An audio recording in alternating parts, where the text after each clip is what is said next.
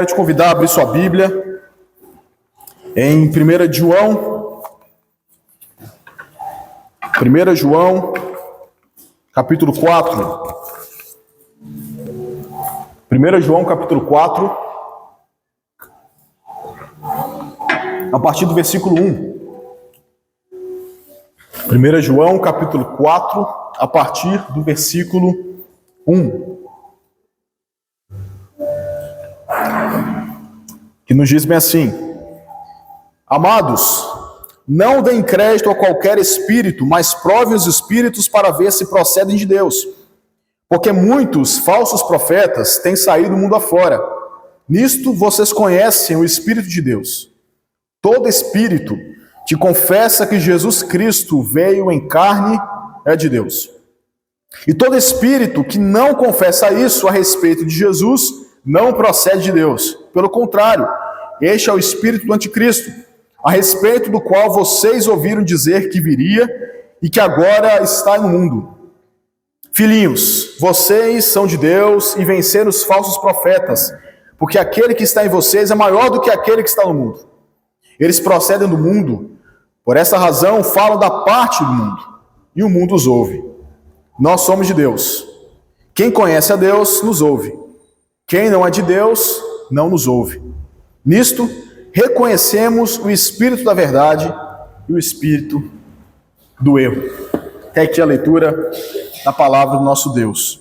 Queridos, na semana passada nós vimos como que uma das provas da conversão, uma das provas diretas e tangíveis de que uma alma foi alcançada pelo Senhor Jesus é se ele ama o irmão.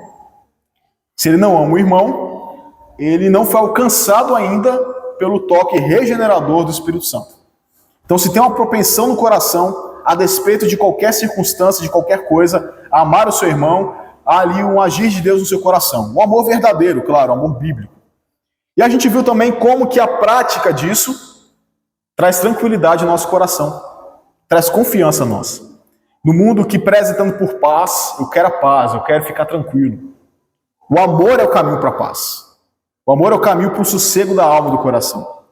E o assunto de hoje, João ele abre uma espécie de parêntese aqui no assunto do amor para falar sobre falsos profetas.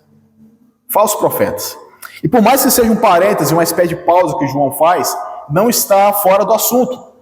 Porque uma das coisas que os falsos profetas gostam muito é de citar o amor de forma errada. Não sei se você repara isso. Viva o amor, viva a liberdade. Não julgueis. Tudo em volta dessa ideia de amar. Nós temos que amar. Não pode confrontar o pecado de ninguém. Temos que amar o próximo. Então, não está fora da ideia de amor quando João fala aqui dos falsos profetas. E ele começa no versículo 1 dizendo, como nós já lemos: Amados, não deem crédito a qualquer espírito, mas provem os espíritos para ver se procedem de Deus. Então a ideia de João é: não saia dando crédito a qualquer um que vem com um discurso bonito. Porque se tem uma coisa que o falso profeta sabe muito bem usar, é a retórica. Ele sabe te convencer. Ele sabe te convencer. Ele é tipo aquele vendedor que vai na Lab e quando você vai ver, já comprou um produto caro. O resto fez cara feia para mim, mas vocês fazem isso. Mas aí é produto bom. Aí o falso profeta é um produto ruim. Desrespeito a um falso evangelho. Então, o falso profeta sabe, vem aí com um discurso bonito, um discurso pomposo para você, dizendo: olha, você é importante, você é especial, até então nada de mentiroso. Mas no meio ele coloca uma ideia errada, uma ideia que vai destruir a sua vida. Então João adverte a igreja: não deem crédito, não dê atenção a qualquer discurso que aparecer. Usando as palavras dele, né, qualquer espírito, qualquer intenção, mas provem esses espíritos, provem esses discursos, provem essas intenções para ver se elas procedem de Deus. Então uma coisa que o falso profeta gosta muito é de dizer que a palavra dele é quase intocável. Não toquei no ungido do Senhor. Você está duvidando da palavra do Senhor? Assim diz o Senhor. Quando a pessoa coloca assim diz o Senhor, como é que você vai questionar se é assim diz o Senhor? Se é o Senhor que está falando? Mas a palavra nos fala através da vida do apóstolo Paulo de que as profecias têm que ser julgadas. Elas têm que ser observadas. A gente tem que olhar aquilo que o profeta fala e ver se aquilo que ele está falando procede de Deus ou não. Então João vai mais fundo nisso ainda e fala, olha, vê se o Espírito, não só as palavras, mas se a intenção procede de Deus. Agora, irmãos, para a gente conseguir identificar se uma profecia ela é verdadeira ou não, isso não está baseado no que a gente acha. Isso não está baseado naquilo que a gente pensa que é correto. Quando a gente vai fazer qualquer tipo de julgamento, qualquer tipo de análise, nós precisamos partir de um padrão objetivo. Então, como é que você sabe que uma parede está torta ou não? Porque existe uma parede reta. Se o padrão das paredes fossem ser curvas, quando alguém construísse uma parede curva, não ia ter errado. Mas para você saber se está certo ou não, existe um padrão correto. Existe uma coisa que você observa, que você sabe que aquilo é correto, e por isso você baliza tudo por aquilo. Para a gente descobrir se uma profecia é correta ou não, tem que estar ligado, sabe onde? Na palavra. Não é se eu gosto ou deixo gostar. Não é se eu acho a palavra dura ou amigável para mim. É se ela está de acordo com a Bíblia. É a Bíblia que é o nosso padrão objetivo. Então, para a gente provar os espíritos, para ver se esses espíritos procedem de Deus, nós temos que estar afiados na palavra. Se vier um pregador aqui falando, por exemplo, olha, você é uma pessoa muito boa, você tem condições de determinar a sua vida, você tem condição de determinar o seu futuro. Um discurso muito bonito, né? Mas quando a gente vai na Bíblia, no Salmo 139, nós vemos que é Deus quem tem o nosso futuro já escrito. Quando alguém chega e fala, você é bom, você sozinho consegue acessar a Deus, discurso errado. Nós não somos bons, somos pecadores e não conseguimos acessar a Deus por conta própria. Se Deus não vier ao nosso encontro, não tem condição do ser humano de se chegar a Deus. Então, às vezes, o discurso parece bonito, mas quando a gente está afiado na Bíblia, a gente consegue fazer o discernimento correto. Então, precisamos provar os espíritos para ver se eles procedem de Deus. Mas, para isso, precisamos estar afiados na palavra do Senhor. E o versículo prossegue dizendo, porque muitos falsos profetas têm saído do mundo afora. Então, nós sabemos, muitos falsos profetas têm se levantado. Muitos. Esse dia eu estava conversando com a Roberta, como que a insanidade humana, em algumas questões religiosas também, entram aí, chegam às vezes num patamar assim que a gente fica pensando, como que isso é possível? Na década de 70, Jim Jones, um pseudo-pastor norte-americano, convenceu uma ruma de gente a juntar dinheiro, comprar um terreno na Venezuela, no Guatemala, foram lá para a América Central, e lá viveram uma vida assim totalmente maluca. Quando o senador americano foi lá investigar, mataram o senador e o Jim Jones convenceu praticamente todo mundo a tomar veneno e morrer, se matar. Ora, até que ponto chega a insanidade humana? Então, irmãos, tem falsos profetas se levantando pelo mundo. Tem muitas pessoas aí que estão vendendo tudo que tem e dando para falsos profetas. Muitos. Por isso nós precisamos observar se os espíritos, se eles procedem de verdade de Deus ou não. Olha o versículo 2 comigo aí. Nisto, vocês reconhecem o Espírito de Deus. Todo espírito que confessa que Jesus Cristo vem em carne é de Deus. E todo espírito, versículo 3, que não confessa isso a respeito de Jesus, não procede de Deus. Para a gente hoje isso parece assim, um pouco anacrônico, um pouco fora de tempo, porque hoje historicamente já é comprovado que Jesus foi um homem que andou na terra, e mesmo que a pessoa não concorde que ele é divino, já é historicamente comprovado que ele caminhou entre nós.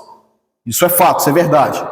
Mas na época de Jesus, e na época do apóstolo João, começou a surgir um movimento chamado de gnosticismo. E o gnosticismo defendia de que a matéria corporal, o corpo, é ruim. O bom é só o espiritual. Então, se a matéria é ruim, se o corpo, a carne é ruim, logo, como é que Jesus poderia ter corpo? Porque aí também teria pecado, e também seria alguém pecador. Então começou a surgir um outro pensamento que ramificou disso, chamado docetismo. A ideia de que Jesus tinha uma aparência de corpo, mas ele era apenas um ser espiritual, não tinha um corpo real. E aí, observando isso, a gente pode pensar que está fora do nosso contexto. Irmãos, como eu já disse, dificilmente hoje alguém vai chegar e dizer que Jesus não tinha corpo. Mas sabem qual é a nova estratégia? Dizer que Jesus é apenas um mestre moral. Dizer que Jesus foi apenas um judeu importante. Dizer que Jesus foi apenas um cara legal. Mas não reconhecer a Jesus como Messias. Não reconhecer a Jesus como Deus e Verbo encarnado. É essa a nova estratégia do mal. Por isso que o versículo 3 continua dizendo que este é o espírito do anticristo, a respeito do qual vocês ouviram dizer que viria e que agora já está no mundo. Quando a gente ouve podcasts, entrevistas, as pessoas gostam muito de falar de Deus, né? Deus para lá, Deus para cá. E por um lado, que bom que Deus está sendo falado. Mas a grande questão, queridos, é de que Deus, apenas a palavra Deus, é um conceito abstrato. No nome de Deus você pode colocar qualquer coisa. Pode colocar Buda, apesar de ele na religião budista não ser Deus, mas você pode colocar Buda, você pode colocar Allah, que não é o mesmo Deus nosso, tá? Se você pensar isso, corta. Allah não tem nada a ver com o Pai do nosso Senhor Jesus Cristo. Você pode colocar Allah, você pode colocar a natureza, você pode colocar o cosmos, o que for, mas quando você fala Jesus como Messias, como Filho de Deus, ou você crê ou você não crê.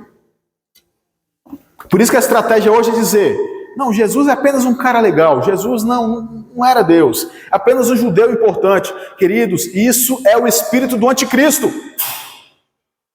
Isso é contrário àquilo que a Bíblia fala sobre o próprio Jesus, porque o próprio Jesus, quando chegam diante dele para adorá-lo, ele não nega adoração. Uma vez, eu estava fazendo um curso de evangelização, missões a muçulmanos, e um dos questionamentos que aparecia era esse: em que lugar da Bíblia Jesus falou, eu sou Deus, me adore? Diretamente falando, Jesus não falou abertamente, eu sou Deus, com essas palavras. Mas já parou pensar que lá em Apocalipse, quando João quer se dobrar diante do anjo, o anjo fala o que com ele? Levanta, eu sou conservo teu, eu não tenho que ser adorado. No entanto, quando as pessoas chegavam diante de Jesus para adorá-lo, ele não pediu para ninguém levantar. Ele aceitava a adoração. Quando questionaram Jesus em João capítulo 8, o que ele disse? Antes que Abraão existisse, eu sou. As mesmas palavras que Deus usou para com Moisés, lá em Êxodo capítulo 3, na sarça ardente. Jesus não é só um profeta, apesar de também ser profeta. Jesus não é apenas o descendente de Davi, o rei, apesar de também ser rei.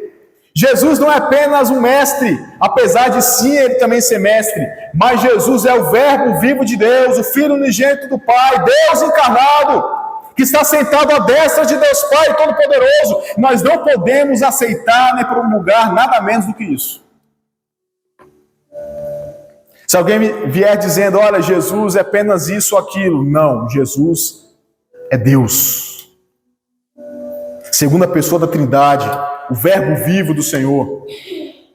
O espírito do anticristo tem estado por aí, querendo subverter, confundir a cabeça das pessoas, dizendo, olha, Jesus pode até ter vindo em carne, mas ele lá não é essa coisa toda que estão dizendo por aí.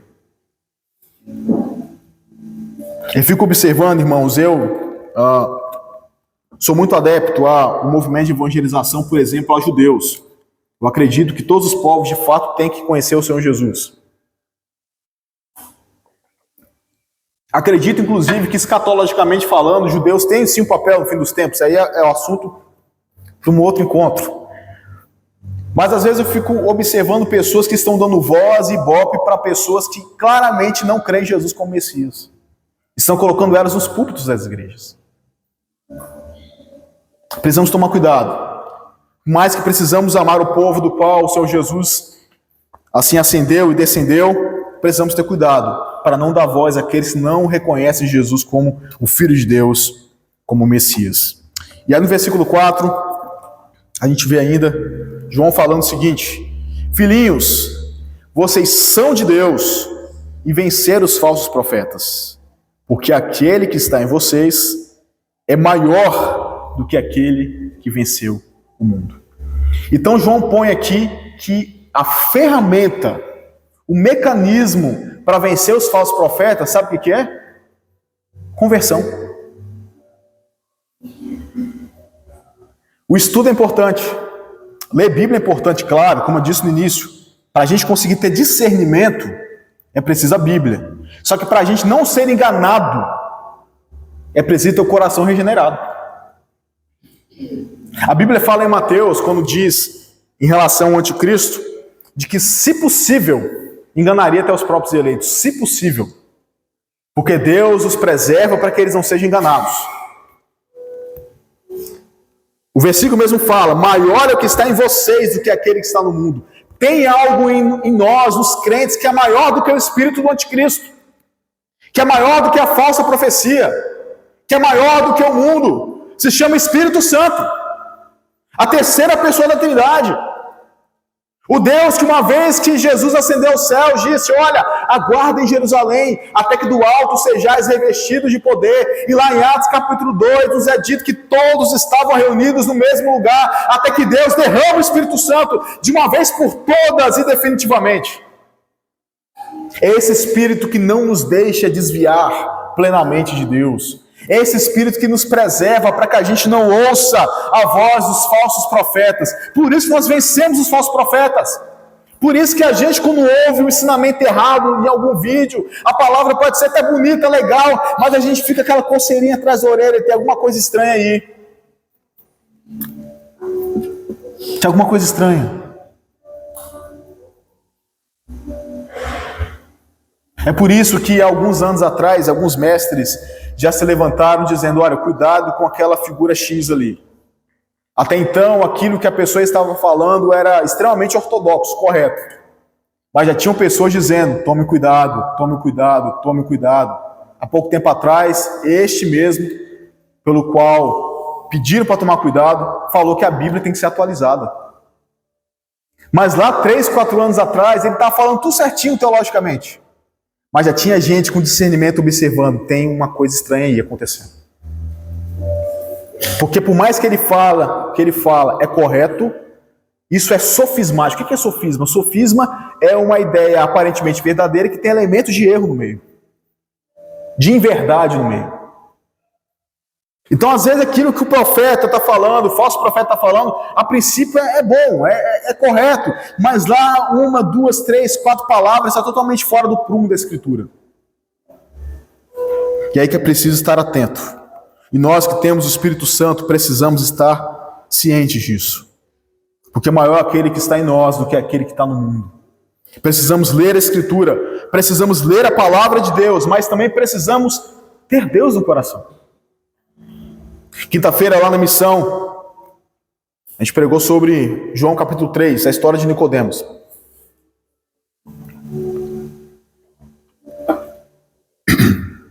Nicodemos era um homem religioso, rigoroso no cumprimento da lei. Nicodemos era um homem que tinha conhecimento da Escritura fenomenal. A gente tem dificuldade de gravar 1, 2, 3 versículos, né? Os fariseus, os mestres na época, às vezes, gravavam livros inteiros da Bíblia. Conhecimento fantástico. Mas o que Jesus diz para ele? Necessário é nascer de novo. Importa nascer de novo. Então, conhecimento bíblico é necessário. Mas para não ser enganado, você precisa se converter. Vir na igreja não resolve. Ajuda, mas não resolve. Entregar dízimo, sinal de fidelidade, mas não de conversão, necessariamente. Ler a Bíblia, importante, é onde você vai ver a revelação do Cristo. Mas sem a ação do Espírito mudando o coração e habitando no coração, não tem como. Na hora que o engano chegar, a pessoa vai ser ludibriada. Mas olha o versículo 5. Fala que esses falsos profetas procedem do mundo. Por essa razão, falam da parte do mundo e o mundo os ouve. Irmãos, não se assustem. Todos nós, como foi falado hoje cedo pelo presbítero Zé Carlos, queremos uma igreja cheia. Quem não quer igreja cheia, como dizia um pregador antigo, Está com defeito de fabricação. Todo mundo quer igrejas, bancos lotados, pessoas ouvindo a palavra, pessoas convertidas. Todo mundo quer isso, claro. Mas, irmãos, não se assustem também se ambientes com pregação errada estão mais cheios do que a gente. Porque o mundo quer ouvir o que lhe agrada.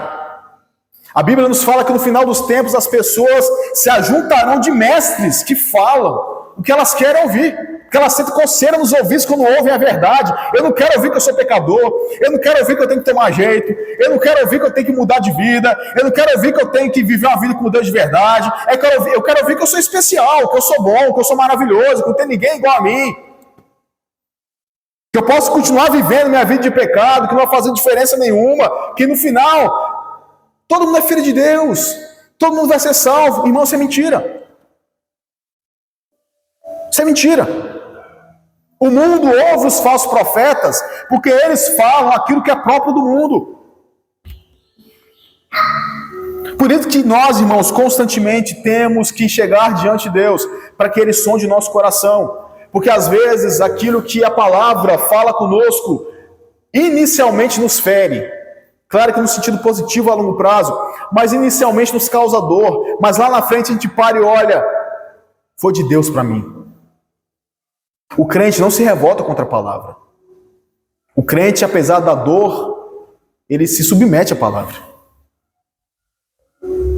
É próprio do mundo se revoltar contra a palavra e se submeter ao erro.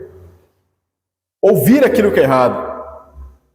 E assim que os falsos profetas agem, eles falam aquilo que o mundo quer ouvir. O mundo os ouve, porque eles falam aquilo que é próprio do mundo, da natureza deles. E as pessoas gostam. Uma vez uma prima minha do interior, ela tentando me cooptar para uma ideia errada, ela falou bem assim, 2 pregadores que eu gosto de ouvir, eu gosto de às vezes ouvir as mensagens que você manda no WhatsApp, e eu gosto de ouvir o pastor X lá, pastor todo zoado. Eu falei, misericórdia. Eu devo estar pregando muito mal mesmo, né? Mas depois eu entendi que é porque querer me cooptar para o lado, dar aquele elogio primeiro para depois puxar para o lado errado. Eu falei, não, obrigado, valeu, Deus abençoe, estou fora. Irmãos, o mundo quer ouvir quem fala o seguinte, olha, não tem problema não, se você vive uma vida com prática homossexual, pode continuar, é isso que o mundo prega. Não tem problema, se você adultera, continua, não tem problema. No final das contas, Deus é amor. É isso que o mundo prega. O mundo quer colocar assim, olha, marido, esposa, se você tem relacionamentos sexuais aí fora, com alguém que não é o seu cônjuge, mas o seu cônjuge deixa, ele acha normal, o relacionamento aberto, então não tem problema, é isso que o mundo prega, mas está errado, pelo padrão bíblico é pecado. Mas o mundo quer ouvir que não tem problema nenhum, está tudo tranquilo. O mundo da falsa profecia quer dizer para você, olha, não, você só tem ser membro de igreja, você tem um compromisso, você não precisa ser tão exagerado. Para que esse negócio de ficar lendo Bíblia todo dia? Para que esse negócio de orar todo dia? Para quê, rapaz? Jesus te ama. Ele entende você, ele entende seu cansaço, ele entende que você está quebrado. Para que ler Bíblia todo dia? Para que orar? Para que buscar viver em santidade? Para quê? Para que esse fanatismo todo? Falsa profecia. A verdade é que a Escritura coloca um padrão para a gente, que é comunhão com Deus, diária. Quando a Bíblia fala o pão nosso de cada dia nos dai hoje, não é só o alimento físico, não. É também a palavra. Ó. É sobre Cristo, o pão vivo que desceu do céu. Isso é diário. Cuidado com a falsa profecia. Cuidado. Cuidado com isso. Cuidado com os falsos profetas. O mundo os ouve porque eles agradam ao mundo. No entanto, o versículo 6 nos diz, nós somos de Deus. Tem uma diferença aí. Quem conhece a Deus nos ouve, João fala. Quem não é de Deus, não nos ouve. Nisto, reconhecemos o espírito da verdade e o espírito do erro. Porque parece que João está se achando, né? Vamos ser sérios. Quem não ouve a gente é do mundo. Quem nos ouve é de Deus. Imagina um pregador chegando falando bem assim, se vocês me ouvirem, vocês são de Deus. Se vocês não me ouvirem, vocês são do capeta. Ia ser estranho, não ia? Só que João era apóstolo do Senhor Jesus. João, na sua autoridade apostólica, de alguém que andou com Jesus 3 anos e meio. de alguém que foi posto como pilar, como fundamento da igreja, um dos fundamentos da igreja, de alguém que teve as visões do Apocalipse. João está falando de coisas, da doutrina que ele está passando, que ele aprendeu do próprio Jesus. João não está falando dele como pessoa, como ser humano, ele está falando do ensino e da autoridade que ele leva. Então ele fala, olha, aquilo que eu estou pregando é autoritativo, me ouçam. Paulo também se vale da mesma autoridade. Olha, se alguém pregar um evangelho diferente daquele que nós pregamos, e até eu mesmo, Paulo fala, se eu pregar um evangelho diferente do que eu já preguei, é anátema, é maldito, não vem de Deus, é mentiroso. Então João, dentro da sua autoridade apostólica, fala, nos ouçam. E isso que os apóstolos receberam do Senhor Jesus, está aqui no Novo Testamento, irmãos. Tudo que você e eu sabemos de Jesus foram os apóstolos ou pessoas ligadas aos apóstolos que escreveram. Marcos não era apóstolo, Lucas não era apóstolo, mas eles aprenderam dos apóstolos, por isso que foram validados. Judas não era apóstolo, só o que se focou, né? Mas o Judas da carta era irmão do Senhor Jesus. Tiago também, meu irmão, né? Porque só por pai de Maria, né? Mas conviveram diretamente com os apóstolos e viram Jesus ressuscitado. Portanto, tudo aquilo que está no Novo Testamento provém da doutrina dos apóstolos. Então João pode falar isso e a gente pode confiar que aquilo que o apóstolo falou, o apóstolo bíblico, tá? Não é Valdomiro, não. Que aquilo que o apóstolo Jesus Cristo falou que é verdadeiro. Irmãos, aquele que não ouve a palavra, ele não é de Deus. A gente pode falar isso com propriedade. Quem não ouve a voz de Cristo, o Espírito da profecia, através da Escritura Sagrada, não é de Deus. E João fala, nós somos de Deus, porque nós ouvimos, nós atentamos, apesar de ser doloroso para a gente, apesar de muitas vezes a gente estar lendo a Bíblia, aquilo parece que está mastigando a gente por dentro, e a gente vê que, olha, eu preciso mudar, isso aqui está me acertando, mas eu tenho que mudar. Porque eu ouço a voz do pastor da minha alma dizendo, vinde a mim, vinde a mim. Eu ouço a voz do pastor da minha alma, do bispo da minha vida, da minha existência, chamado Jesus Cristo, dizendo, é ali o caminho, andai por ele. Por isso nós obedecemos a Escritura Sagrada, porque ela não é palavra meramente de homem. A Bíblia fala na segunda carta de Pedro, de que nenhuma palavra, profecia bíblica veio de particular elucidação. Antes, homens santos falaram da parte de Deus e inspirados por Deus. Nós cremos na Bíblia como padrão normativo da nossa vida. Como diz os teólogos, norma normanda, a norma que normatiza todas as outras, porque ela é a palavra de Deus. Nós podemos ouvi-la e confiar nela. Mas só dá atenção à palavra aquele que é de Deus. Aquele que o Espírito Santo tocou no coração. Aquele que o Espírito Santo salvou.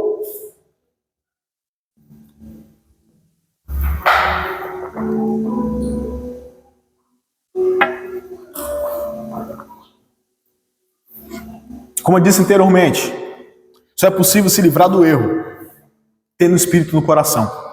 Só é possível ouvir a palavra tendo o Espírito no coração.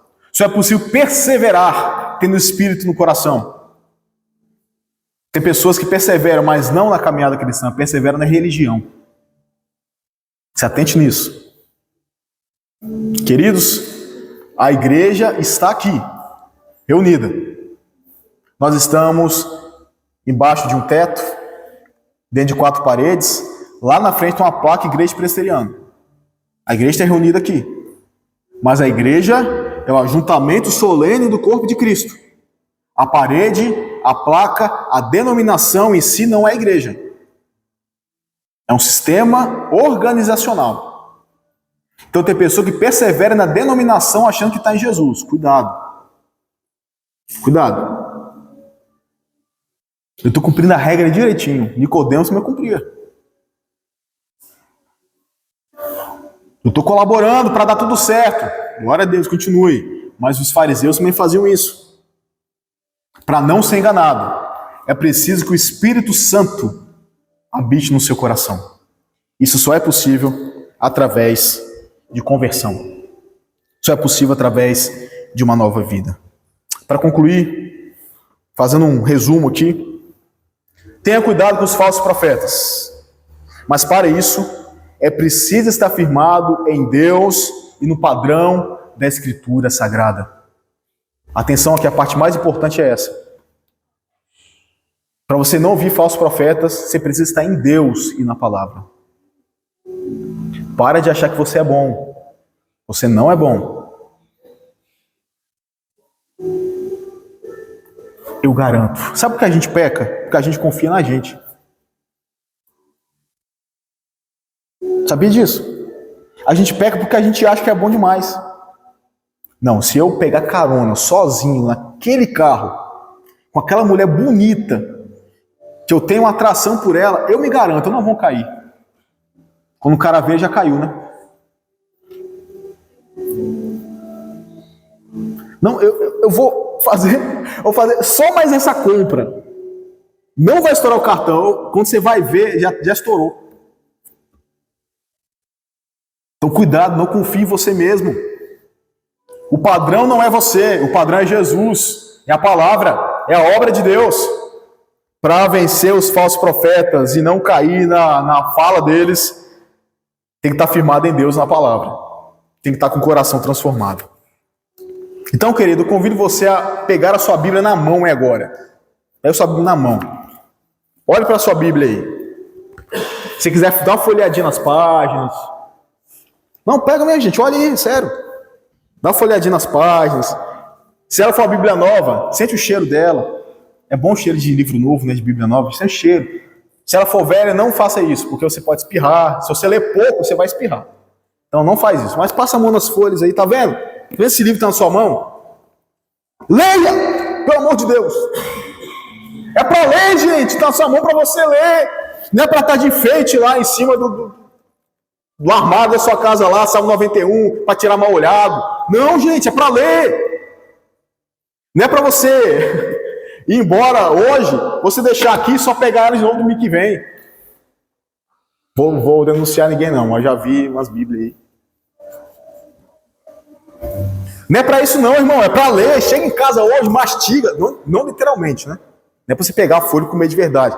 Mas pega e mastiga a Bíblia, lê. Sublinha um texto aí, faz anotação na beirada. Se você estiver bem de saúde, ora de joelho. Lê de joelho orando a Deus. Se você tiver mais de 60 anos, não faça isso, que depois vai ser difícil você levantar, então melhor não.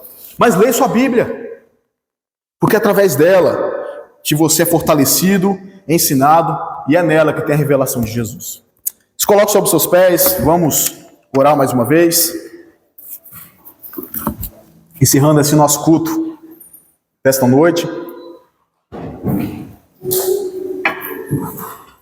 Mas eu quero te convidar agora, você de olhos fechados, a meditar sobre aquilo que foi falado, a meditar na palavra, a meditar naquilo que o Espírito Santo ministrou nessa noite. Para que você sonde seu coração agora, peça a Deus para sondar o seu coração, para entender se você está de fato em Deus na palavra. Porque, queridos, quem está em Deus na palavra, anda de acordo com a palavra, obedece a palavra. Ele cai, ele erra, mas ele volta, arrependido aos pés da cruz, pedindo perdão a Deus. Então pense como está a sua vida aí, é algo que só você pode responder, na sinceridade do seu coração. Eu não posso responder por você, nem você por mim. É você e Deus agora. Senhor, em nome de Jesus, nós aqui estamos, diante de Ti, Deus, pedindo ao Senhor que sonde nosso coração. Pedindo ao Senhor, ó Pai, que toque em nós de maneira sobrenatural, para que não saiamos aqui da mesma forma. Pai, se existem pessoas nessa noite que precisam ter um encontro real com o Senhor, que o Teu santo e doce Espírito possa tocar no coração neste momento. Nós te clamamos, Deus, para que haja conversão. Quebra toda religiosidade, Pai, que não esteja firmada na palavra. Em nome de Jesus.